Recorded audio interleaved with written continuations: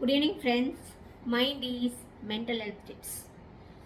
இன்றைக்கி என்ன பார்க்க போகிறோன்னா, மெரைட்டல் டிஸ்ஹார்மோனி, திருமணத்தில் ஒற்றுமை இல்லாமல் இருத்தல் அப்படிங்கிறத பற்றி தான் பார்க்க போகிறோம். ஸோ வீடியோக்குள்ளே போகிறதுக்கு முன்னாடி வீடியோ லைக் பண்ணுங்கள், ஷேர் பண்ணுங்கள், சப்ஸ்கிரைப் பண்ணுங்கள், மறக்காமல் பெல் ஐக்கானை கிளிக் பண்ணுங்கள். அப்போ தான் நான் போடுற வீடியோ உங்களுக்கு உடனுக்குடன் கிடைக்கும். வாங்க வீடியோக்குள்ளே போகலாம். இப்போ காலத்தில் கல்யாணங்கிறது விருப்பப்பட்டோ இல்லை பெற்றோர்களால் நிச்சயிக்கப்பட்டோ கல்யாணம் நடக்குது, சரிங்களா? ஆனால் விருப்பப்பட்டு கல்யாணம் பண்ணாலும் சரி, இல்லை நிச்சயிக்கப்பட்டு கல்யாணம் பண்ணாலும் சரி, அந்த புரிதல் அப்படிங்கிறதுல பிரச்சனை இருக்குது. அதை தான் நம்ம என்ன சொல்லுவோம் அப்படின்னு சொன்னால், மெரைட்டல் டிஸ்ஹார்மனி அப்படின்னு சொல்லலாம். இல்லை ஒற்றுமையின்மை, திருமண ஒற்றுமையின்மை அப்படின்னு நம்ம சொல்லலாம். தாம்பத்திய வாழ்க்கையில் ஒற்றுமையின்மையாக இருக்குது அப்படின்னு சொல்லி பார்க்கலாம். ஸோ இது எதனால் வருது அப்படிங்கிறத நம்ம யோசிக்கணும். எதனால் வருது? முதல்ல அந்த இருவருக்கும் உள்ள நேரத்தை, டைம் ஸ்பெண்ட் அப்படின்னு சொல்லுவோம், அதை ரொம்ப குறுகிய காலமாக ஆக்கிறது, பிஸி ஷெட்யூலில் வச்சுக்கிறது. இப்போ இருக்கிற காலகட்டத்தில் பிள்ளைங்க எப்படி இருக்காங்கன்னா, நான் லைஃப்பில் செட்டில் ஆகணும், எனக்கு தேவையான லக்ஸூரியஸ் லைஃப்பில் எல்லாத்தையும் நான் சேகரிச்சுக்கணும், நான் வாழக்கூடிய வாழ்க்கை ஒரு ஹெவன்லி ரீச்சில் இருக்கிற மாதிரி நான் வாழணும் அப்படின்னு அதுக்கு டைம் ஸ்பெண்ட் பண்ணுறத அதிகமாக கொடுக்குறாங்க. ஸோ அவங்க அதுக்கான அந்த மானிட்ரி பேசிஸில் அவங்க அதை ஹார்ட் ஒர்க் பண்ணுறாங்களே தவிர, இங்கே இருக்கிற அந்த இருவருக்குள்ள அந்த இன்டிமேட் ரிலேஷன்ஷிப், ஒருத்தருக்கு ஒருத்தர் புரிதலான அந்த ரிலேஷன்ஷிப்பை டைமை ரொம்ப கம்மியாக ஸ்பெண்ட் பண்ணுறாங்க அப்படிங்கிறது தான் மெயின் ரீசன். ஓகே. ரெண்டாவது அந்த ஒருத்தர் சொல்கிறத இன்னொருத்தர் புரிஞ்சிக்காமல் இருக்கிறது. இப்போ பேசிக்காக பார்த்தீங்கன்னா, ஒரு 2 பேர் இருக்காங்கனாவே அங்கே அதிகபட்சமாக ஒருத்தவங்க சொல்கிறது ஏற்றுக்கக்கூடிய நிலைமையில் எதிராளி இல்லாமல் இருக்கலாம், இல்லை புரியாமல் இருக்கலாம். ஸோ இந்த 2 விஷயங்களும் அதை கான்ஃப்ளிக்டாக மாறி அவங்களுக்குள்ள பிரச்சனைகள் அதிகமாக வருது. ஓகே. இப்போது இந்த புரிதல் அப்படின்னா, அந்த ஃபீலிங்ஸ், அந்த இமோஷன்ஸ், அது ரொம்ப இம்பார்ட்டண்ட் இந்த மெரைட்டல் லைஃப்பில். ஸோ இந்த மெரைட்டல் லைஃப்க்கு அந்த புரிதல், அந்த டைம் ஸ்பெண்ட், இதெல்லாம் நம்மளா சொல்லி கொடுத்து வரக்கூடிய விஷயங்கள் இல்லை, அது அந்த 2 பேரும் யோசிக்கக்கூடிய விஷயங்கள். இப்போ எங்கே லேக் ஆகுது அப்படின்னு சொன்னால், அவங்க யோசிக்க மாட்டுறாங்க. யோசிக்காமல் என்ன பண்ணிடுறாங்க? யோசிக்கலைன்னா எப்படி பிரச்சனை வரும் அப்படின்னு நீங்கள் கேட்குறது எனக்கு புரியுது.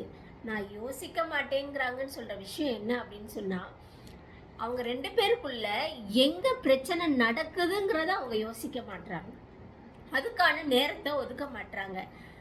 நம்ம 2 பேரும் ஒருத்தர் மேலே ஒருத்தர் அஃபெக்ஷனாக தானே, புரிஞ்சு தானே நம்ம கல்யாணம் பண்ணியிருக்கோம். ஆனால் ஏன் நம்மளால் புரிஞ்சிக்க முடியல அப்படிங்கிறத அவங்க யூகிச்சு அனலைஸ் பண்ண மாட்டேங்கிறாங்க, யோசிக்க மாட்டேங்கிறாங்க, அதுக்கான நேரத்தை ஸ்பெண்ட் பண்ண மாட்டேங்கிறாங்க.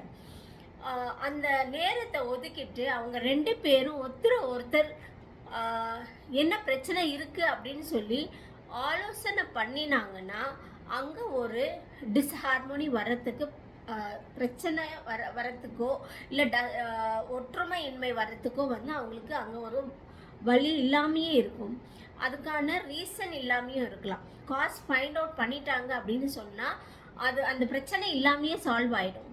ஸோ அந்த ரிசால்வ் ஆகிறதுக்கான அந்த பொறுமை அப்படிங்கிறதோ, இல்லை நமக்கு இந்த லைஃப்பை எப்படி நம்ம லீட் பண்ணுவோம் அப்படிங்கிற அந்த அனாலிட்டிக்கலாக ஃப்யூச்சரை யோசிக்காமல் போகிறதுனாலையும் ஆல் ஆஃப் அ சடன் அப்படின்னு ஒரு ஒரு ஒரு ஒரு கோவத்தில் நம்ம பேசிட்டோம் அப்படின்னு சொன்னால், அதை உடனே ஒரு தீர்மானமாக எடுத்துக்கிட்டு அப்படியே ஓகே, நீ என்ன வேண்டான்னு சொல்லிட்டியா, நான் உன்னை வேண்டான்னு சொல்லிட்டோமா அப்படின்னு சொல்லி அந்த டிஸ்லைக்கை காமிக்கிறாங்க.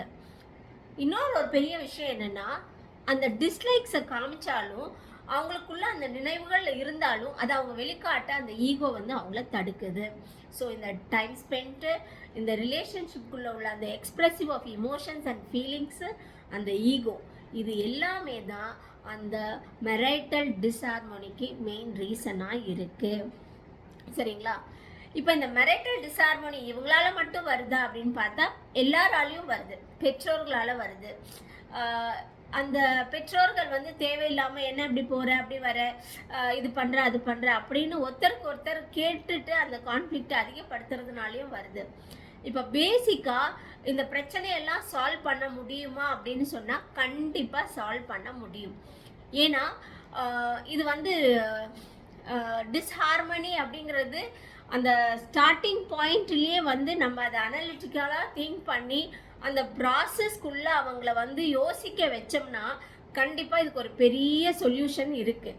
ஆனால் இது என்ன ஆயிடுது அப்படின்னு சொன்னால், அந்த கோபத்தை அவங்க வெளிக்காட்டுறத ஒருத்தருக்கு ஒருத்தர் புரிதலுக்கு கொடுக்காம அந்த கோபத்தை எல்லார்கிட்டையும் தெரியப்படுத்திடுறாங்க.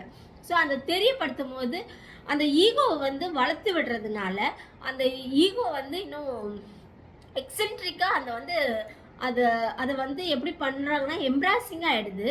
அதுலேருந்து அவங்களால வெளியே வர முடியல. எல்லாரும் நம்மளை பற்றி இப்படி நினச்சிட்டாங்க, இனிமேல் அவங்க கூட நம்ம எப்படி வாழ்கிறது அப்படின்னு சொல்லி ஒருத்தருக்கு ஒருத்தர் அவங்களா தேவையில்லாத நிஜத்தையும் கற்பனையும் சேர்ந்து ரொம்ப அந்த சிக்கலாக்கிக்கிறாங்க. ஸோ அதுக்குள்ளே அந்த சிக்கிட்டாங்கன்னா அது வந்து எப்படி போகுதுன்னா அந்த விளைவுகள் வந்து டைவர்ஸ் வரைக்கும் போகுது. சரிங்களா? ஸோ இந்த டிஸ்ஹார்மனி அந்த அந்த ஒரு அழகான ஒரு ரிலேஷன்ஷிப்பில் அந்த டிஸ்ஹார்மனின்னு வர்றது வந்து இட் இஸ் நாட் தட் அவங்க வந்து அவங்களுடைய அந்த இன்டிமேட் ரிலேஷன்ஷிப்புக்கு மாத்திரமே வந்து அது காரணமாக இருக்காது. சின்ன சின்ன விஷயங்களுக்கும் வந்து அந்த டிஸ்ஹார்மனி ஒரு முக்கிய காரணமாக இருக்குது. நம்ம அதை பற்றி இன்னும் டீட்டெயிலாக பார்க்கலாம். நன்றி.